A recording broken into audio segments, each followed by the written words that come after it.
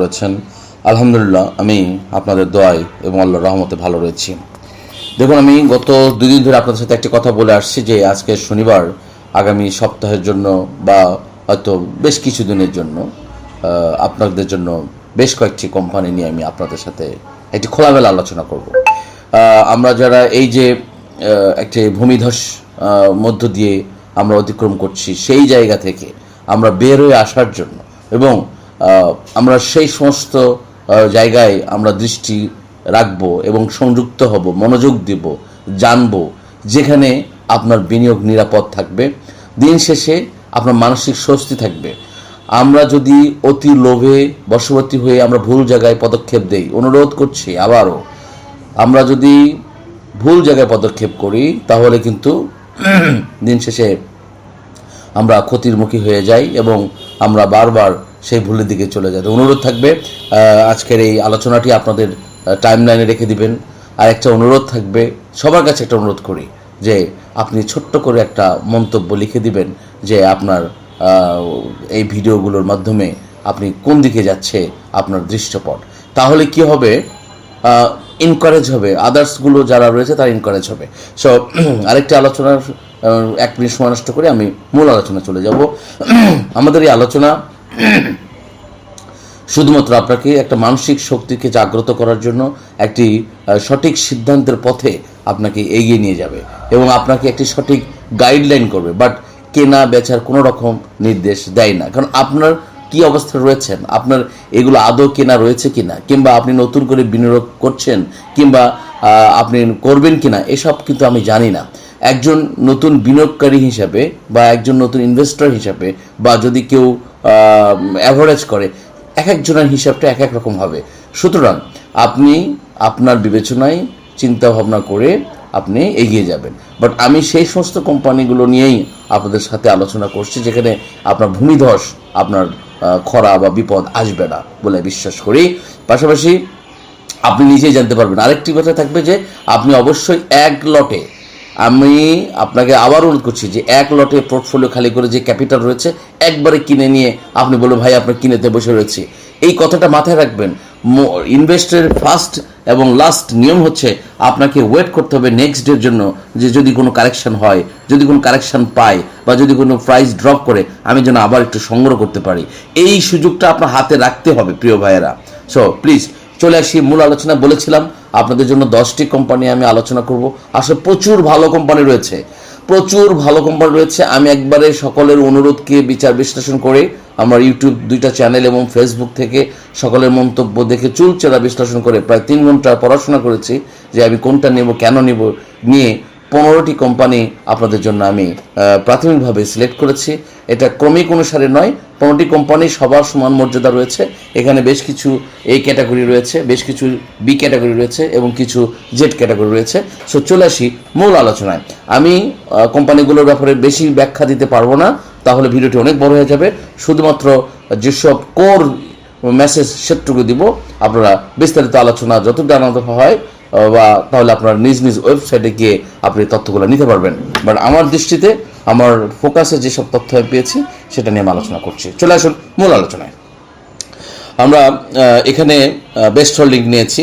এখানে 1 নম্বর best holdings, গত বৃহস্পতিবার আমরা দেখেছি 50 পয়সা দরপতন ছিল, সেখানে ক্লোজিং প্রাইস ছিল 17 টাকা 80 পয়সা। এই ক্যাটাগরি একটি শেয়ার এবং লেনদেন হয়েছে 12,96,000 এবং লাস্ট 52 উইক্সের সর্বনিম্ন দর ছিল 14 টাকা 50 পয়সা এবং সর্বোচ্চ ছিল 25 টাকা 10 পয়সা এবং ডিরেক্টর রয়েছে 65.34% এবং ইনস্টিটিউট রয়েছে 21.09% এবং পাবলিক রয়েছে 13.57%।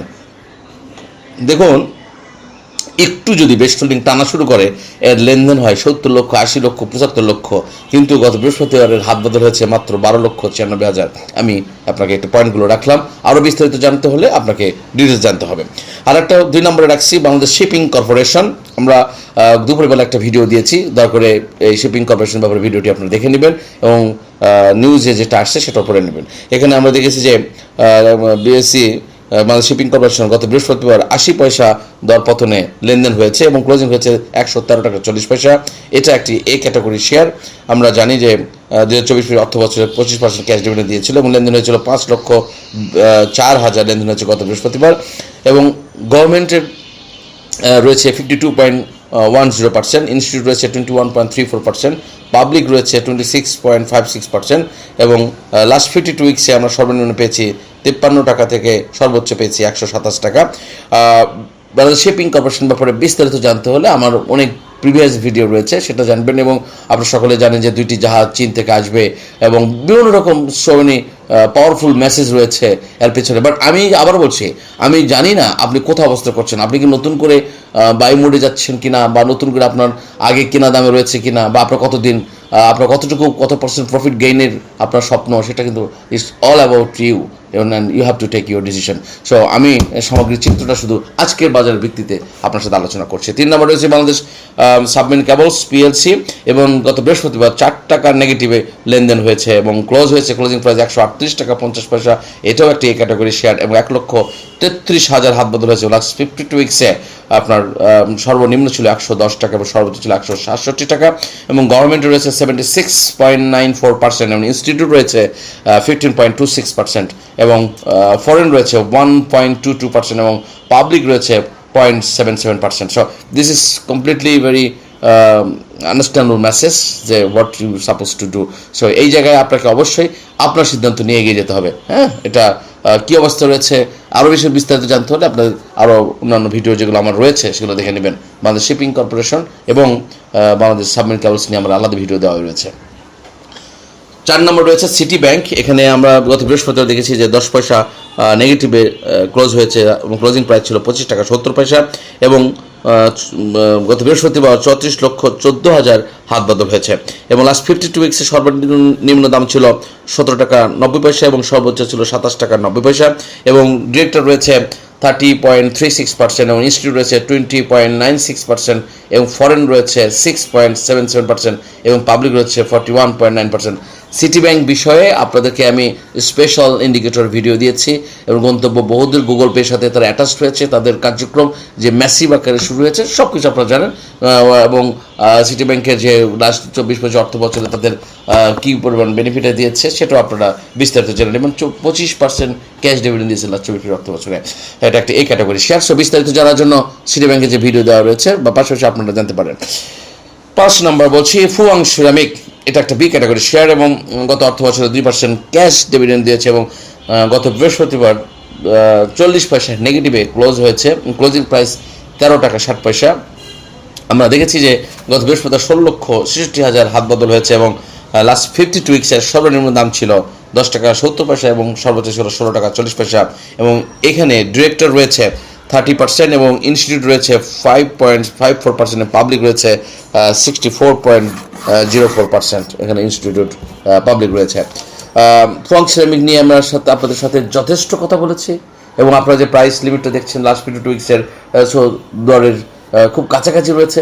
আমি আবারও বলছি, সামগ্রিকভাবে সকল কিছু প্যারামিটার বিশ্লেষণ করে ভিতরে নারী নক্ষত্র যে কথাগুলো হিডেন থাকে, অনেকগুলো ওপেন সিক্রেট বলা যায় না, যে কথাগুলোর মধ্য দিয়ে অনেক কিছু ফাংশনাল জড়িত থাকে, সব কিছু মানদণ্ডে বিচার বিশ্লেষণ করেই কিন্তু আপনাদের এই নামগুলো আমি নির্বাচন করেছি আমার দৃষ্টিতে। সুতরাং আরও বেশি কিছু বিস্তারিত এখানে আর বলা সম্ভব হচ্ছে না। এরপরে চলে যায় যে গোল্ডেন সন। এখানে 40 পয়সা নেগেটিভে ক্লোজ হয়েছে গত বৃহস্পতিবার এবং ক্লোজিং প্রাইস ছিল 12 টাকা 50 পয়সা। 17,32,000 এখানে হাত বদল হয়েছে এবং লাস্ট 52 উইক্সে এখানে সর্বনিম্ন ছিল 9 টাকা 70 পয়সা এবং সর্বোচ্চ ছিল 16 টাকা 40 পয়সা এবং ডিরেক্টরশিপ রয়েছে 36.4%, ইনস্টিটিউট রয়েছে 18.39% এবং পাবলিক রয়েছে 45.14% এবং ডিভিডেন্ড দিয়েছিল 1.50 ক্যাশ ডিভিডেন্ড। আমি গোল্ডেন ব্যাপারে কিন্তু একটা বলেছি যেটা মামু ভাগনার খেলা হয় খুব very often. So think about it. Okay. 7 নম্বর কেয়া কসমেটিক্স। আমি কেয়া কসমেটিক্স স্পেশাল ভিডিও দেওয়া ছিল, এটা 1000 কোটি টাকা পরিবার সদস্য। যাই হোক, আমরা গত বৃহস্পতিবার পেয়েছি 10 পয়সা নেগেটিভে ক্লোজ হয়েছে। ক্লোজিং প্রাইস 4 টাকা 70 পয়সা। জেড ক্যাটাগরি শেয়ার লেনদেন হয়েছে 3,16,000 এবং লাস্ট 52 উইক্সে এখানে সর্বনিম্ন ছিল 4 টাকা 20 পয়সা এবং সর্বোচ্চ ছিল 6 টাকা 70 পয়সা এবং ডিরেক্টর রয়েছে 46.05% এবং ইনস্টিটিউট 8.71%, পাবলিক রয়েছে 45.24%। যে কথাটা বারবার আগেও বলেছি, যে কোনো সময় কে আপা গান গেয়ে উঠতে পারে, সো গান শোনার জন্য প্রস্তুত থাকার জন্য আহ্বান করছে। কেপিসিএল 8 নম্বর রয়েছে কেপিসিএল খুলনা পাওয়ার কোম্পানি লিমিটেড, এবং গত বৃহস্পতিবার -20 আমরা নেগেটিভ ছিল, ক্লোজিং প্রাইস ছিল 11 টাকা 10 পয়সা, এবং এটা একটা জেড ক্যাটাগরি শেয়ার, এবং 2,88,000 হাত বদল হয়েছে গত বৃহস্পতিবার, এবং লাস্ট 52 উইক্সে এখানে লেনদেন সর্বনিম্ন ছিল 9 টাকা এবং সর্বোচ্চ ছিল 16 টাকা 60 পয়সা, এবং ডিরেক্টর রয়েছে 69.99%, ডিরেক্টর রয়েছে 69.99%, রিমার্ক এটা, এবং ইনস্টিটিউট রয়েছে 9.21%, পাবলিক রয়েছে 20.80%। সো থিঙ্ক অ্যাবাউট ইট। এবং কেপিসিএল এর কিছু গোপন রহস্য জানার জন্য আপনারা আরও বেশি বিস্তারিত যদি জানতে চান, আপনারা নিজ ওয়েবসাইটে গিয়ে দেখতে পারেন যে কীভাবে এই ক্যাটাগরিতে হঠাৎ করে জেড ক্যাটাগরিতে আসলো, বিস্তারিত সেখানে দেওয়া রয়েছে, এত ডিসকাস করা যাবে না, ভিডিও এমনি বড় হয়ে যাচ্ছে। মুন্নু ফেব্রিক্স 9 নম্বর রয়েছে এবং -90 অর্থাৎ 90 পয়সা নেগেটিভে ক্লোজ হয়েছে, ক্লোজিং প্রাইস ছিল 19 টাকা 60 পয়সা, এবং এটা বি ক্যাটাগরি শেয়ার, এবং জানেন 23,33,000 হাত বদল হচ্ছে লাস্ট থার্সডে, এবং 52 উইক্সের সর্বনিম্ন ছিল 12 টাকা, সর্বোচ্চ ছিল 23 টাকা 80 পয়সা, এবং ডিরেক্টর রয়েছে 30.90%, ইনস্টিটিউট রয়েছে 13.72%, এবং ফরেন রয়েছে 1.43%, এবং পাবলিক রয়েছে 53.95%, এবং এটা 1% ডিভিডেন্ড দিয়েছিল। আমি এখানে কিন্তু আরেকটি বিষয়, যেখানে মামু ভাগ্নের একটা খেলার মানে কানামাছি ভোঁ ভোঁ খেলছে এই জায়গাটায়, আপনার গত সপ্তাহে আমরা বেশ কিছু সিমটমস দেখেছি, সুতরাং সুদৃষ্টি রাখার জন্য আহ্বান করছে। এন পলিমার, ভালো মানুষের ভাত নেই বলে একটা কথা আছে, সেটা হচ্ছে এন পলিমার, এখানে -1.10 অর্থাৎ 1 টাকা 10 পয়সা নেগেটিভ দর পতন হয়েছে, এবং ক্লোজিং প্রাইস ছিল 33 টাকা 30 পয়সা, এবং এই ক্যাটাগরি শেয়ার গত বছর 24 অর্থ বছরে 10.50% ক্যাশ ডিভিডেন্ড দিয়েছে, এবং লেনদেন হয়েছে 2,47,000, এবং লাস্ট 52 উইক্সে সর্বনিম্ন ছিল 25 টাকা 80 পয়সা, সর্বোচ্চ ছিল 41 টাকা 70 পয়সা, এবং ডিরেক্টর রয়েছে 32.55%, এবং ইনস্টিটিউট রয়েছে 13.99%, পাবলিক রয়েছে 53.46%। একটা ভালো মানুষের পরিচয় কিন্তু আসলে এভাবে বাজারে কোনো দৌড়ঝাঁপ পাই না। এই যে আমরা বলি, আমরা সেই জায়গায় যাব যে রাতারাতি যেখানে আমরা কিছু হয়ে যাবে, যে আমরা একটা ভালো জায়গায় অবস্থান নেব, ভালো কিছু পাবো নিয়ার ফিউচার, আমরা সেটা ভাবি না, একটু সময় দিতে চাই না, যার কারণে কিন্তু আমরা এই যে কান্নাকাটি হাই হতাশ করি। আর এই জায়গাগুলোকে আপনি যদি নাড়াচাড়া করেন, এই বাগানে যদি আপনি সবজি লাগান, আপনার সবজি নিয়ে আপনার বানে ডুবার কোনো সম্ভাবনা থাকবে না। হ্যাঁ, আমি যে বাগানটা আপনাকে দিলাম, এই বাগানে যদি আপনি চাষাবাদ করেন, এই বাগান আপনার একবারে ডুবে শেষ হয়ে যাবে না। অতিবৃষ্টি যদি হয়ে যায়, সামান্য কিছু হয়তো একটু সময় লাগতে পারে, বাট একেবারে আপনার নিঃস্ব করে দিবে না। সো ওএমএক্স আরেকটা বলি, 11 নম্বর রয়েছে ওএমএক্স, 1 টাকা নেগেটিভের দর ক্লোজ হয়েছে গত বৃহস্পতিবার, সেখানে ক্লোজিং প্রাইস ছিল 24 টাকা 90 পয়সা, B category share 3% cash dividend দিয়েছে গত অর্থ বছরে, এবং 16,12,000 এখানে হাত বদল হয়েছে, এবং লাস্ট 52 উইক্স ছিল 19 টাকা 90 পয়সা, এবং সর্বোচ্চ ছিল 31 টাকা 30 পয়সা, এবং ডিরেক্টর রয়েছে 35.76%, ইনস্টিটিউট রয়েছে 27.73%, এবং পাবলিক রয়েছে 36.5%। একই এখানে ওমা ভগ্নের খেলার একটা গুঞ্জন এখানে রয়েছে। রবি আলোকিত হবে নিজের আলোয়, রবি এখানে 70 পয়সা নেগেটিভ দর ক্লোজ হয়েছে, এবং ক্লোজিং প্রাইস 29.40%, এবং 15% ক্যাশ ডিভিডেন্ড দিচ্ছে লাস্ট অর্থ বছরে, এবং এই ক্যাটাগরি একটা শেয়ার 47,72,000 এখানে হাত বদল হয়েছে, এবং লাস্ট 52 ছিল 22.6, এবং সর্বোচ্চ ছিল 33.3%, ডিরেক্টর রয়েছে 90%, ইনস্টিটিউট 2.32%, এবং পাবলিক 7.68%। সো আলোকিত হোক রবির পথ, আলোকিত হোক রবি পরিবার। ধন্যবাদ।